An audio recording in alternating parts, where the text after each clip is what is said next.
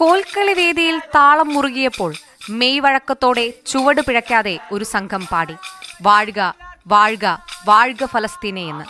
ഗസയിൽ പിടയുന്ന ജീവൻ ലോകത്തിന്റെ കണ്ണീരായപ്പോൾ കണ്ണടച്ചവർക്കെതിരെ കണ്ണുകെട്ടി Chirakkara government vocational higher secondary school സംഘം കോൽക്കളി ചുവട് വെച്ചു.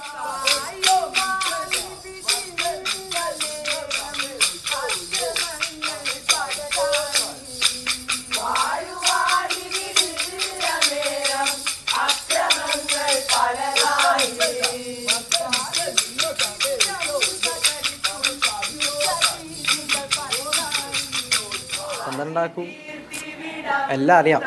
ഇയാളിപ്പോൾ നടന്നുകൊണ്ടിരിക്കുന്ന എന്താണ്, യുദ്ധത്തിനെതിരെ, ഫലസ്തീനെതിരെ ഇപ്പോൾ നടന്നുകൊണ്ടിരിക്കുന്ന യുദ്ധത്തിന് നമ്മളെ രീതിയിൽ നമ്മളെ കൊണ്ട് ചെയ്യാൻ പറ്റുന്ന ഇതാണ്. അപ്പോൾ നമ്മളതിന് തയ്യാറായി.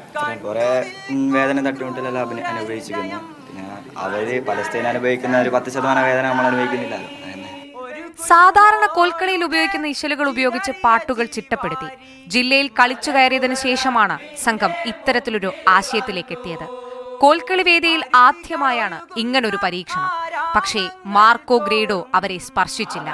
വേദന അനുഭവിക്കുന്ന ഒരു ദേശത്തിന് ഐക്യദാർഢ്യം പ്രഖ്യാപിക്കുന്നതിലൂടെ അംഗീകാരം നഷ്ടമാവുന്നത് അവർക്കൊരു പ്രശ്നമേ ആയിരുന്നില്ല. സബ് ജില്ലയിലും ജില്ലയിലൊക്കെ ഒരു 4-5 മാസം പ്രാക്ടീസ് ചെയ്ത് ജില്ലയിൽ ഫസ്റ്റ് അടിച്ച ശേഷമാണ് ഇങ്ങനെ വരുന്നത്.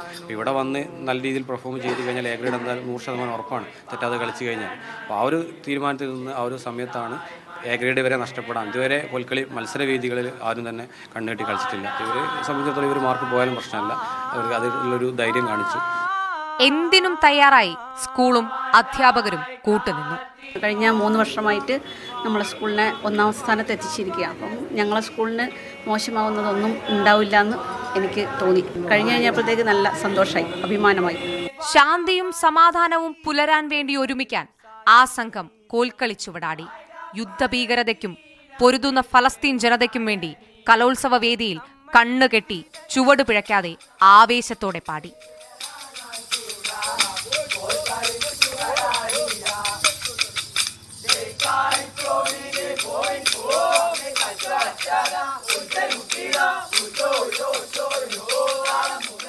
കലോത്സവ നഗരിയിൽ നിന്ന് ക്യാമറ പേഴ്സൺ സിജോ സുധാകരനൊപ്പം അക്ഷയ, മീഡിയ 1.